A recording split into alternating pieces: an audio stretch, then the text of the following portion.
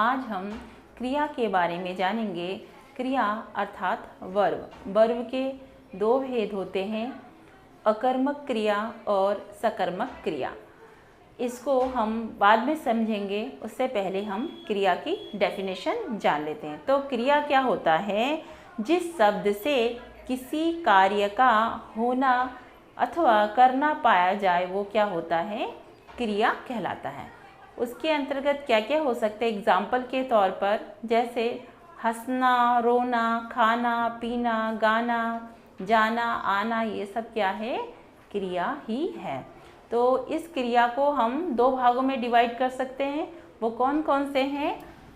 एक है आपका, जैसे मैंने प्रारंभ में ही बोला, अकर्मक।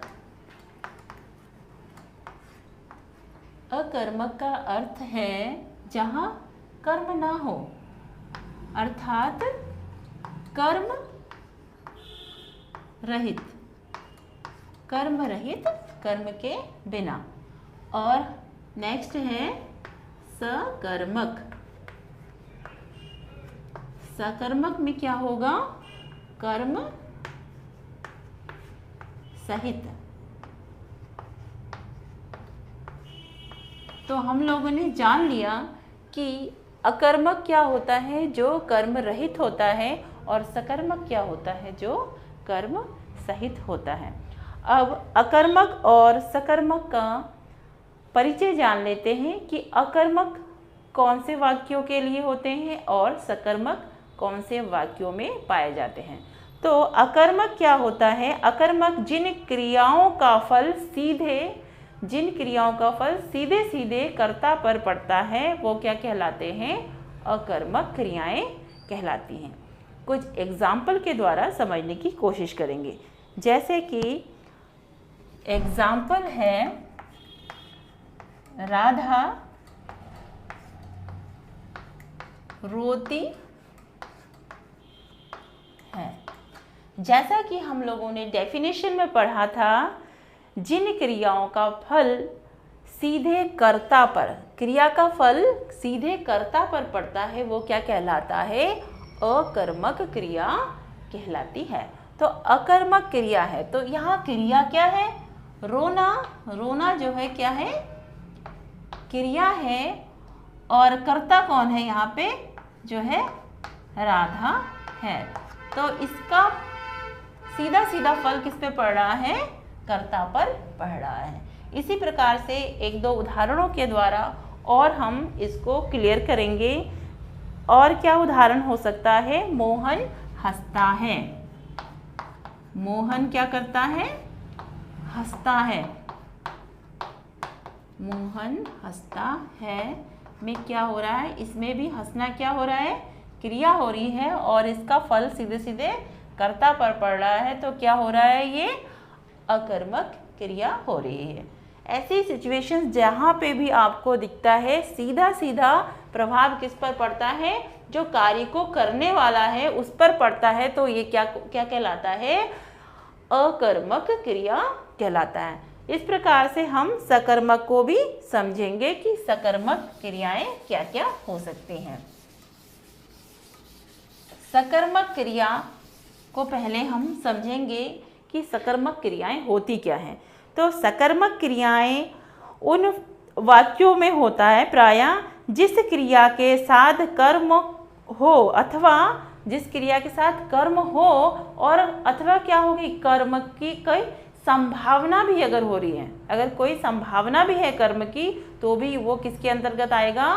सकर्मक के अंतर्गत आएगा। ठीक है, तो कुछ एग्जाम्पल्स लेंगे फिर उससे हम समझेंगे। तो सकर्मक क्या है? इसमें राजू फल खाता है। इसमें देखिए सेंटेंस में क्या बताया गया है? राजू फल खाता है। राजू के द्वारा क्या खाया जा रहा है? फल खा रहा है। तो इसमें क्या हो रहा है? फल आ रहा है बीच में। और इसमें क्या हो रहा था? अकर्मक में क्या हो रहा था? सीधे सीधे कर्ता पर क्या हो रहा था? प्रभाव आ रहा था। तो इसमें क्या हो जा रहा है? राजू फल खाता है में खाना जो है क्या है, क्रिया है, और क्रिया के साथ खाना क्या है, इसमें खाता है। ये क्या हो रहा है, ये इसकी क्रिया हो रही है, किसकी, कर्ता के द्वारा क्रिया हो रही है, और इसके बीच में क्या खाता है, वो फल आ रहा है।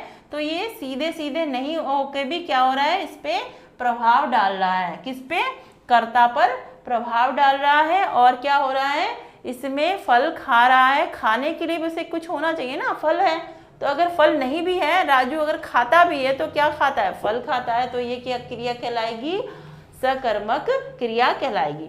इसी प्रकार से नेक्स्ट उदाहरण लेंगे। नेक्स्ट उदाहरण है सीता गीत गाती है। सीता गीत गाती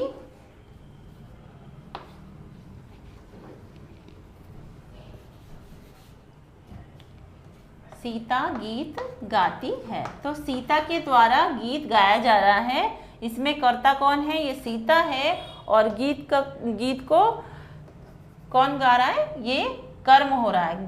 गीत को गाना, क्या, गीत गाती है। तो गाना क्या है, इसमें कर्म, गाना जो है क्रिया हो रही है, सॉरी, गाना जो है क्रिया है, और इसका सीधा सीधा ये कौन कर रहा है, कर्ता के द्वारा क्या की जा रही है, क्रिया की जा रही है। तो सीता गीत गा रही है। नेक्स्ट उदाहरण है, इसमें देखेंगे जिस प्रकार से मैंने आप लोग को डेफिनेशन में बताया था कि अगर संभावना होती है, संभावना है, जैसे कि कर्म की संभावना हो रही है, तो भी क्या होगा, वो उसमें कर्म हो रहा है पर वो दिख नहीं रहा है प्रत्यक्ष रूप में, और कर्म की संभावना हो रही है। इस प्रकार के उदाहरण भी प्रायः एग्जाम्स में पूछे जा रहे हैं। उसमें क्या होते हैं, स्टूडेंट्स जो है कंफ्यूज हो जाते हैं। तो एक उदाहरण लेंगे कि मोहन क्या करता है, पढ़ता है। मोहन पढ़ता है। तो मोहन के द्वारा क्या किया जा रहा है, पढ़ा जा रहा है, लेकिन वो क्या पढ़ रहा है, उसके पास पढ़ने के लिए कुछ होना चाहिए ना। जैसे कि यहाँ मोहन किताब पढ़ता है होना चाहिए था, तो यहाँ पे क्वेश्चन में क्या बता दिया गया है कि मोहन पढ़ता है। तो हमें कभी कभी ये कंफ्यूजन हो सकता है, ये क्या है, अकर्मक क्रिया का उदाहरण है, ऐसा हमें लग सकता है। लेकिन ये अकर्मक क्रिया का उदाहरण ना होके सकर्मक क्रिया का उदाहरण है, क्योंकि इसमें पढ़ने के लिए किताब की संभावना आ रही है सब, लेकिन किताब इसमें दिया नहीं गया है। फिर भी ये पढ़ता है मोहन, तो क्या होता है, किताब ही पढ़ता होगा, कुछ और भी पढ़ सकता है, ठीक है। तो ये क्या है, संभावना आ रही है।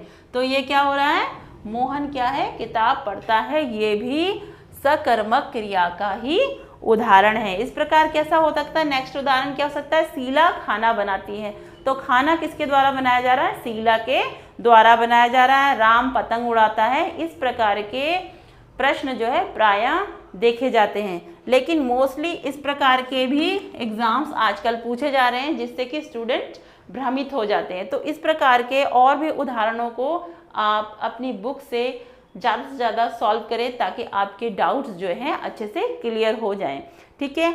उसके बाद क्रिया के कुछ अन्य भेद भी हैं, जिसके बारे में सबको नहीं पता था। ये बेसिक सी चीज़ थी जो हमने अभी पढ़ा, जो कि हमने बचपन में भी पढ़ा था। और क्रिया के अन्य भेद क्या हो सकते हैं, सहायक क्रिया, पूर्वकालिक क्रिया, नामबोधक क्रिया, द्विकर्मक क्रिया और संयुक्त क्रिया और क्रियार्थक संज्ञा। इस प्रकार की भी क्रियाएं हैं कुछ अन्य, जो कि इसके भेद के अंतर्गत